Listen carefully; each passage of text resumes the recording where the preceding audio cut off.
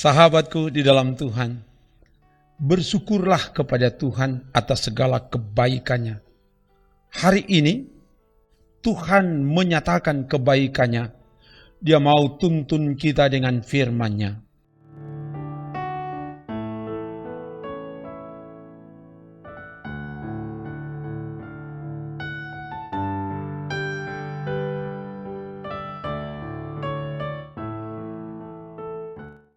Sebelum membaca dan merenungkan firman Tuhan, mari berdoa. Ya Bapa, tuntunlah kami di jalan kebenaran-Mu berdasar pada firman yang akan kami baca renungkan saat ini. Semua yang mengikuti ini dimanapun mereka berada diberkati oleh Tuhan. Hamba serahkan ke dalam kuasa-Mu Bapa, dalam nama Tuhan Yesus. Haleluya. Amin.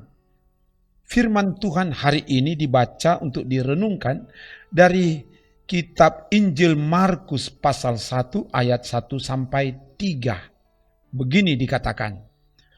Inilah permulaan Injil tentang Yesus Kristus, Anak Allah.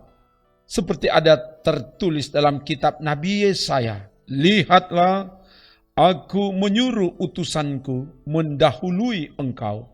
Ia akan mempersiapkan jalan bagimu. Ada suara orang yang berseru-seru di padang gurun.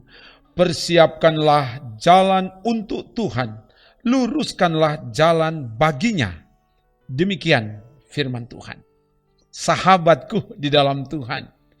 Hari ini kabar sukacita disampaikan kepada kita. Kabar sukacita atau kabar baik atau Injil. Dalam bahasa Yunani Evangelion.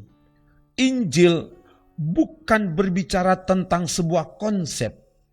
Injil bukan berbicara tentang sebuah teori. Tapi Injil berbicara tentang seorang pribadi yang berpusat pada Yesus Kristus, Anak Allah. Ayat 1 dalam bacaan kita. Inilah kabar baik, kabar sukacita bagi dunia. Dialah yang datang untuk membebaskan dan menyelamatkan dunia. Injil bukan sesuatu yang baru, tapi sudah ada di dalam dunia dan dunia dijadikan olehnya. Yohanes 1 ayat 10.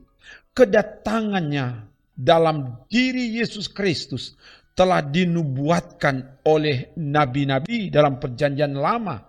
Nanti dibaca dalam Yesaya 9 ayat 5-6. Yesaya 11 ayat 1 sampai 4 dan bahkan di Mika 5 ayat 1. Mendahului kedatangannya, diutuslah utusan Allah untuk mempersiapkan umat menyambut kedatangannya. Lihatlah, aku menyuruh utusanku mendahului engkau. Ia akan mempersiapkan jalan bagimu. Ayat 2 dalam bacaan tadi. Dan juga bisa dilihat dalam Maleakhi 3 ayat 1. Kata utusanku menunjuk pada Yohanes Pembaptis yang tampil mendahului kedatangan Yesus. Supaya ia mempersiapkan jalan untuk kedatangan Tuhan. Ada suara orang yang berseru-seru di padang gurun. Persiapkanlah jalan untuk Tuhan. Luruskanlah jalan baginya. Ayat 3. Tapi juga bisa dilihat dalam Yesaya 40 ayat 3.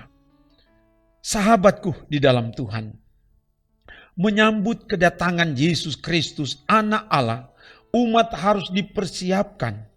Siapa yang harus mempersiapkan umat?